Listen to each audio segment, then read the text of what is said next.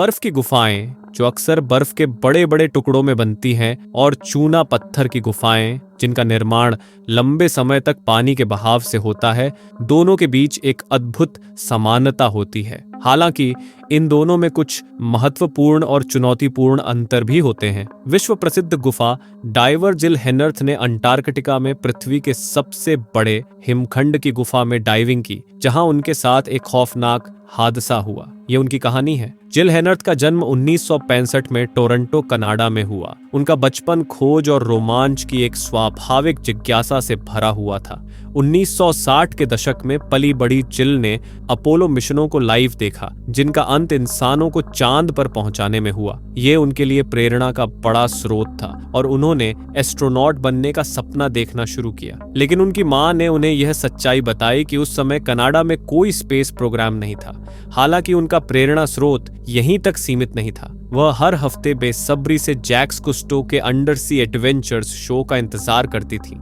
उनकी इस खोजी प्रवृत्ति को स्कूल में कुछ प्रभावशाली शिक्षकों ने और भी मजबूत किया। इसके अलावा उन्होंने कनाडा के गर्ल गाइड्स का हिस्सा बनकर कई सशक्त महिला मेंटर्स के साथ समय बिताया, जिन्होंने उन्हें दिखाया कि लड़कियां भी गैर परंपरागत भूमिकाओं में जा सकती हैं और रोमांचक कार्य कर सकती हैं। आगे चलकर उन्होंने यॉर्क यूनिवर्सिटी से विजुअल कम्युनिकेशन डिजाइन में बैचलर डिग्री प्राप्त की। इसके बाद उन्होंने खुद की एक ग्राफिक डिजाइन और एडवर्टाइजिंग कंपनी शुरू की। वीकेंड्स और शाम को वह स्कूबा डाइविंग सिखाती थीं और इस क्षेत्र में माहिर होती गई। लेकिन अपने व्यवसाय में सफलता के बावजूद उनका असली सपना था पानी के भीतर अधिक समय बिताना। 1991 में उन्होंने अपनी कंपनी बेच दी और कैमैन द्वीप चली गई।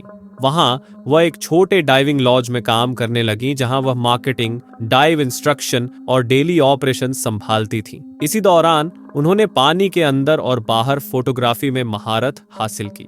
लगभग 1000 डाइव्स के बाद उन्होंने फ्लोरिडा का रुख किया, जहां उन्होंने अपना फोकस केव डाइविंग पर रखा। इस सफर में उन्हें कई मुश्किलों का सामना करना पड़ा, खासकर एक महिला होने के नाते। डाइविंग और विशेष रूप से केव डाइविंग जैसे क्षेत्र पुरुष प्रधान माने जाते थे। वह अक्सर अपनी ट्रेनिंग क्लास या एक्सपीडिशन बोट पर अकेली महिला होती थी। कई बार उन्हें अवसरों से वंचित कर दिया जाता, जब तक कि वह अपनी इच्छा को स्पष्ट और जोरदार तरीके से व्यक्त नहीं करती। एक समय ऐसा भी आया जब उन्होंने कमर्शियल डाइविंग में जाने की उम्मीद जताई, लेकिन उन्हें सीधे कह दिया गया कि वहां महिलाओं के लिए कोई जगह नहीं है। यह सुनकर हिम्मत हारने के बजाय जिल ने अपनी मेहनत और कौशल से खुद को साबित किया। उन्होंने अपने लिए एक अलग पहचान बनाई। फ्लोरिडा में उन्होंने फिल्म मेकर वेस स्काइल्स के साथ काम करना शुरू किया, जो उनके मेंटर बने। उन्होंने कई स्वतंत्र फिल्मों को प्रोड्यूस और लिखने में योगदान दिया। इसी दौरान दोनों ने नेशनल जियोग्राफिक के साथ काम किया। 1990 के दशक के अंत में उन्होंने अंटार्कटिका जाने की योजना बनाई।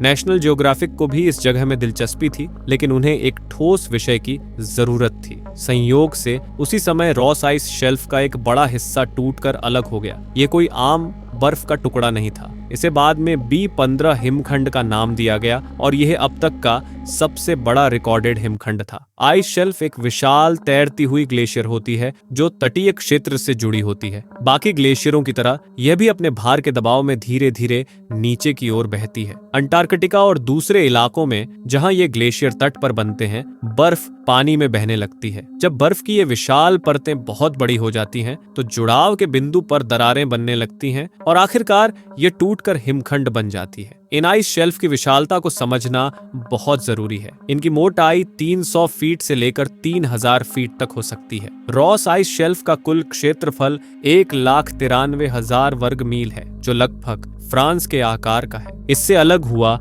B15 हिमखंड 4200 वर्ग मील में फैला हुआ था। यह आकार में जमैका या न्यूयॉर्क सिटी के क्षेत्रफल से 10 गुना बड़ा था। जब यह अलग हुआ तो यह ग्रह पर सबसे बड़ा गतिशील वस्तु बन गया। हालांकि यह पूरी तरह से अप्रत्याशित नहीं था। वैज्ञानिक पहले से ही इस आइस शेल्फ में बनने वाली दरारों की निगरानी कर रहे थे और उन्हें पता था कि यह टूटना तय है। इस घटना के बाद जिल ने सोचा कि शायद यह बर्फ उसी तरह गुफाओं और सुरंगों में बदल रही होगी, जैसे कि नरम चूना पत्थर पानी के प्रवाह से बदलता है। हालांकि वह इस बात को लेकर पूरी तरह से आश्वस्त नहीं थी। उन्होंने और वेस ने नेशनल ज्योग्राफिक को यह आइडिया प्रस्तुत किया, जिन्हें यह विचार बेहद रोचक लगा। इसके बाद उन्हें इस साहसिक अभियान के लिए आवश्यक फंडिंग मिल गई। 2001 में वे न्यूजीलैंड से रवाना हुए और 12 दिनों तक 60 फीट 18.3 मीटर ऊंची भयंकर लहरों का सामना करते हुए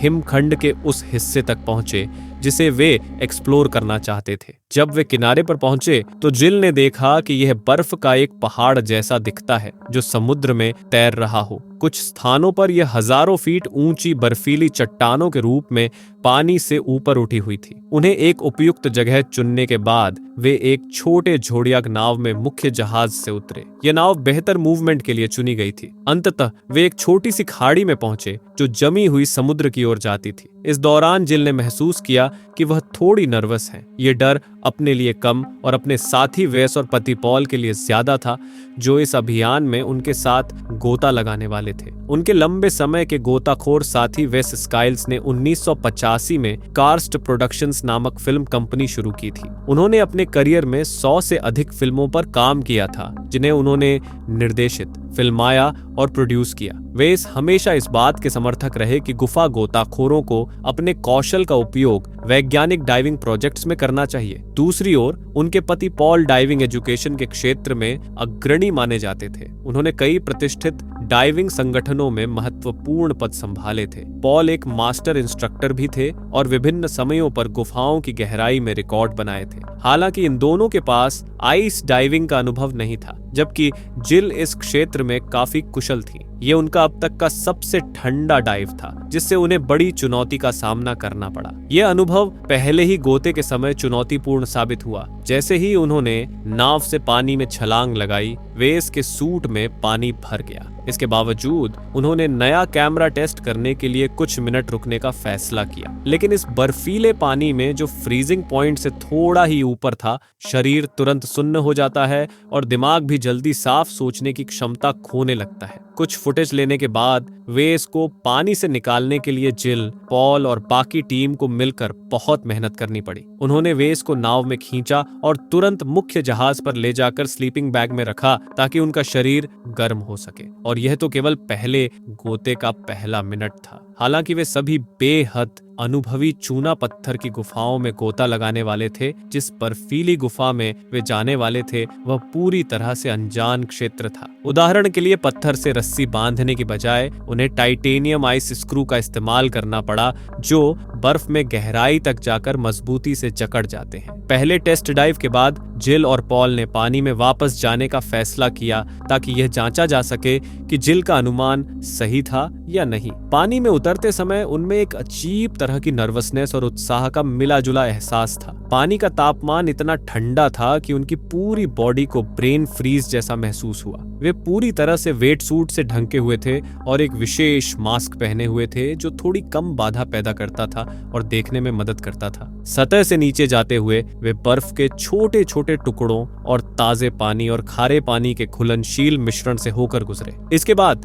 वे हिमखंड में बनी एक बड़ी दरार में दाखिल हुए और उसे फॉलो करते हुए गहराई तक उतर गए। जैसे जैसे वे नीचे जा रहे थे, पीछे की रोशनी धीरे धीरे गायब हो रही थी। यह दरार उन्हें समुद्र की गहराई में 130 फीट 43.62 मीटर तक ले गई। वे चारों ओर देखने लगे और चमत्कारी रूप से, जैसा कि जिल ने सोचा था, एक रास्ता दिखाई दिया। यह रास्ता हिमखंड के नीचे बनी एक गुफा की ओर जाता था। दोनों धीरे धीरे उस गुफा के अंदर तैरने लगे और वहां का नजारा देखकर हैरान रह गए। समुद्र की गहराई में बर्फ के नीचे के इस इलाके में जीवन बहुत ही अद्भुत था। उनके ऊपर गहरे नीले और सफेद रंग की बर्फ की परत थी और नीचे समुद्र की सतह पर लाल, पीले और नारंगी रंग के फिल्टर फीडिंग जीव थे, जो देखने में एक पुराने शैक कारपेट की तरह लग रहे थे। जैसे जैसे वे गुफा के भीतर और अंदर बढ़े, अचानक ऊपर की दरारों से बड़े बड़े मकड़ी और झींगा जैसे दिखने वाले आइसोपॉड गिरने लगे। ये जीव हाथ की हथेली के आकार के थे और वे दोनों गोताखोरों और उनके कैमरा उपकरणों पर आ गिरे। उन जीवों को हटाने के बाद दोनों गुफा के और अंदर की ओर बढ़े। सतह से नीचे जाते हुए वे बर्फ के छोटे छोटे टुकड़ों और ताजे पानी और खारे पानी के घुलनशील मिश्रण से होकर गुजरे। इसके बाद वे हिमखंड में बनी एक बड़ी दरार में दाखिल हुए और उसे फॉलो करते हुए गहराई तक उतर गए। जैसे जैसे वे नीचे जा रहे थे, पीछे की रोशनी धीरे धीरे गायब हो रही थी। ये दरार उन्हें समुद्र की गहराई में 130 फीट 43.62 मीटर तक ले गई। वे चारों ओर देखने लगे और चमत्कारी रूप से, जैसा कि जिल ने सोचा था, एक रास्ता दिखाई दिया। यह रास्ता हिमखंड के नीचे बनी एक गुफा की ओर जाता था। दोनों धीरे धीरे उस गुफा के अंदर तैरने लगे और वहां का नजारा देखकर हैरान रह गए। चारों ओर की बर्फ लगातार खड़खड़ाहट, क्लिक और पॉप की आवाजें कर रही थी। इस समय वे इस तथ्य को पूरी तरह से समझ चुके थे कि चूना पत्थर की गुफाओं के विपरीत ये बर्फ न केवल हिल रही थी बल्कि तेजी से बदल भी रही थी। अचानक जिल ने अपने पूरे शरीर में गूंजती एक गहरी गड़गड़ाहट महसूस की। उन्होंने पॉल की ओर देखा और उनके चेहरे से साफ था कि उन्होंने भी इसे महसूस किया था। हालांकि यह थोड़ा अस्थिर करने वाला था, लेकिन चारों ओर देखते हुए उन्हें सब कुछ ठीक लगा, इसलिए उन्होंने आगे बढ़ने का फैसला किया। लेकिन जब वे वापस लौट रहे थे तब उन्हें एहसास हुआ कि सब कुछ ठीक नहीं था। गुफा से बाहर निकलने वाले रास्ते को बड़े बड़े बर्फ के टुकड़ों ने बंद कर दिया था। दरवाजा अब वहां नहीं था। जो आवाज उन्होंने पहले सुनी थी वह वास्तव में बर्फ के टूटने और रास्ते को बंद कर देने की थी। उनके पास और कोई विकल्प न होने के कारण वे बर्फ के उन टुकड़ों की ओर बढ़े। शुक्र था कि वे किसी तरह उन टुकड़ों के बीच से रास्ता बनाकर गुफा से बाहर निकलने में कामयाब रहे। 20 फीट 6.11 मीटर की गहराई पर उन्हें रुकना पड़ा ताकि उनका शरीर सामान्य हो सके। जिल ने देखा कि वेस और एक अन्य साथी क्रू हाई फाइव कर रहे थे और जश्न मना रहे थे। बाद में जिल और पॉल को पता चला कि जब वे अंदर थे, एक बड़ा हिमखंड गुफा के दरवाजे के रास्ते में आ गिरा था। उठने वाली लहरें इतनी बड़ी थीं कि उनकी नाव लगभग पलट ही गई थी। वेस और उनकी टीम को नहीं पता था कि जिल और पॉल बाहर निकल पाएंगे या नहीं। बचाव कार्य भी संभव नहीं था, इसलिए वे बस बेचैनी से इंतजार कर रहे थे। अगले दिन जिल ने पेशेवर होने का परिचय देते हुए फिर से पानी में जाने का फैसला किया। हालांकि जोखिम अभी भी थे, लेकिन अब उन्हें पहले से बेहतर अंदाजा था। उन्होंने और पॉल ने पानी में फिर से गोता लगाया और सीधे गुफा के प्रवेश द्वार की ओर बढ़ गए। ये रास्ता स्थिर लग रहा था, इसलिए उन्होंने अंदर जाकर गुफा और वहां मौजूद समुद्री जीवन की तस्वीरें लेनी शुरू की। दूसरे डाइव के दौरान जिल ने ध्यान दिया कि गुफा के अंदर हल्का सा करंट बह रहा था, जिसे उन्होंने पहली बार महसूस नहीं किया था। धीरे धीरे यह करंट तेज होता गया और अचानक पानी तेजी से गुफा के अंदर बहने लगा। जैसे ही पानी की रफ्तार बढ़ी, जिल ने तुरंत अपनी हथेली समुद्री तल में गाड़ दी ताकि खुद को बहने से रोक सके। मगर इस तेज बहाव के कारण उनका शरीर उनकी हथेली के इर्द गिर्द घूमने लगा। बाद में उन्हें समझ में आया कि यह करंट हिमखंड के पिघलने से बना था। पूरे दिन हिमखंड से पिघला हुआ पानी बहकर गुफा से होकर गुजरता था और इस वजह से करंट पैदा हो रहा था। करंट की ताकत इतनी थी कि अगर वे समय रहते बाहर नहीं निकले तो यह उन्हें हिमखंड के भीतर कहीं और गहराई में खींच सकता था। उन्होंने तुरंत बाहर निकलने की कोशिश शुरू की, लेकिन करंट इतना तेज हो चुका था कि उनके पैर मारने के बावजूद वे बिल्कुल भी आगे नहीं बढ़ पा रहे थे। किसी और रास्ते की तलाश में इधर उधर देखने पर उन्होंने दूर नीली रोशनी की हल्की सी झलक देखी। इसका मतलब था कि वहां शायद कोई और बाहर निकलने का रास्ता हो सकता है। एक दूसरे को देखकर दोनों ने तय किया कि वे करंट के साथ बह जाएंगे और उस रोशनी की ओर बढ़ेंगे। बहाव में बहते हुए ऐसा लगा कि रोशनी पास आने की बजाय उतनी ही दूर बनी हुई है। काफी देर तक बहने के बाद आखिरकार वे उस रोशनी तक पहुंचे और सौभाग्य से वह एक और रास्ता था। सतह पर लौटने के बाद जैसे ही जिल ने अपना सिर पानी से बाहर निकाला, उन्होंने देखा कि बर्फ के बड़े बड़े टुकड़े उनके चारों ओर थे और इनसे नाव दिखाई नहीं दे रही थी। वे हिमखंड के नीचे से इतने दूर बह चुके थे कि उनकी नजर नाव पर नहीं पड़ रही थी और नाव की नजर उन पर नहीं। यह सोचकर कि वे बर्फ के क्षेत्र में खो गए हैं, जिल का दिल बैठ गया। अगर जल्द ही कोई उन्हें नहीं ढूंढता तो वे ठंड से जम सकते थे। जिल इंतजार करती रही, समय का अंदाजा खो बैठी और ठंड से कांपते हुए बस किसी संकेत का इंतजार कर रही थी। तभी उन्हें एक आवाज सुनाई दी। वही करंट जिसने उन्हें गुफा में बहाया था, उसने जहाज के एंकर को भी ढीला कर दिया था। जब क्रू ने इसे फिर से सेट करने के लिए खींचा तो एक तेज आवाज हुई और जहाज थोड़ा हिल गया। इसी दौरान जिल ने जहाज की हल्की सी झलक देखी और जोर से आवाज लगाई। वेस की आवाज सुनकर उन्होंने राहत की सांस ली और कुछ ही देर में उन्हें उठा लिया गया। इस घटना के बाद टीम ने एक आखिरी डाइव करने का फैसला किया। वेस को फिल्माए गए फुटेज से इतनी उम्मीद थी कि उन्होंने अपना सबसे बेहतरीन कैमरा लेकर गहराई में जाने की योजना बनाई। तीनों ने तैयारी की और फिर से समुद्र में डुबकी लगाई। इस बार जिल के दस्ताने में हल्की सी दरार थी जिससे बर्फीला पानी अंदर आ रहा था, लेकिन उन्हें लगा कि यह इतनी गंभीर समस्या नहीं है कि इसे लेकर बाहर लौटे। जल्द ही वे समुद्र तल पर और गुफा के अंदर पहुंच गए और तस्वीरें लेना शुरू कर दिया। लेकिन एक बार फिर से करंट तेजी से बढ़ने लगा और इस बार यह पहले से भी ज्यादा ताकतवर था। जिल ने वेस और पॉल की ओर देखा और संकेत दिया कि अब समय आ गया है वापस जाने का। मगर जैसे ही वे बाहर की ओर बढ़े, करंट की ताकत इतनी ज्यादा थी कि वे मुश्किल से ही आगे बढ़ पा रहे थे। जमीन पर अपने हाथों का इस्तेमाल कर वे धीरे धीरे आगे बढ़ने की कोशिश कर रहे थे, लेकिन यह भी काफी नहीं था। उनकी बाहें खींचते खींचते थकने लगीं और जिल के मन में डर बैठने लगा कि शायद इस बार वे बाहर न निकल पाएं। जिल सबसे आगे थी, उनके पीछे पॉल और सबसे पीछे वेस चल रहे थे। वेस धीरे धीरे पीछे छूटने लगा और उसने कैमरे के लिए मदद की गुहार लगाई। जिल के मन में ख्याल आया, कैमरे की परवाह कौन करे, हमारी जान पर बन सकती है। जब पॉल पीछे हटकर वेस की मदद करने लगा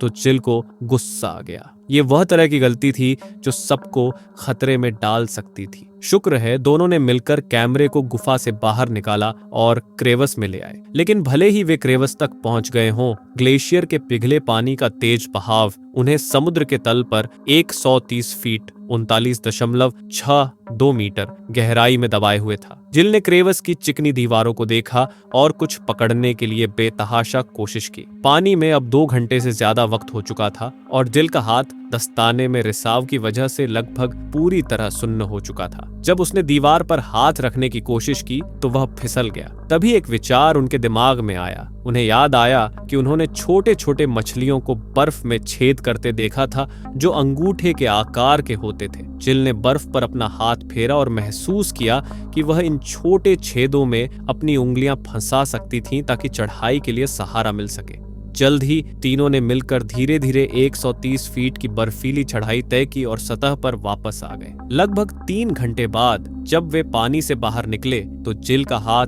बिल्कुल ग्रे और बेजान लग रहा था। जैसे ही वह सीढ़ी को पकड़ने के लिए हाथ बढ़ाती है, उनका हाथ सीढ़ी के हैंडल के चारों ओर बंद तक नहीं हो पा रहा था। लेकिन वे किसी तरह से बाहर निकलने में कामयाब रहे और अच्छी खबर ये थी कि जिल का हाथ जल्द ही पूरी तरह से ठीक हो गया। हैरानी की बात यह थी कि सिर्फ 2 घंटे बाद टीम ने फिर से अपने उपकरण तैयार किए और अंतिम बार डाइव की योजना बनाने लगी। वे इस मौके को छोड़ना नहीं चाहते थे क्योंकि यह शायद आखिरी बार हो सकता था जब कोई इस हिमखंड के नीचे जा सके। जैसे ही वे डाइव की योजना बनाते हुए खा पी रहे थे, उन्होंने डेक पर रखी वॉच से चिल्लाने की आवाज सुनी। तीनों फौरन ऊपर गए और जो देखा वह बेहद डरावना था। वह हिमखंड जिसके अंदर वे कुछ घंटे पहले थे अब टूटने लगा था। वह गोल गोल घूमते हुए इधर उधर हिल रहा था और उसके बड़े बड़े टुकड़े गिरते हुए समुद्र में विशाल लहरें पैदा कर रहे थे। ये देखकर तीनों को एहसास हुआ कि अगर वे उस वक्त पानी में होते तो शायद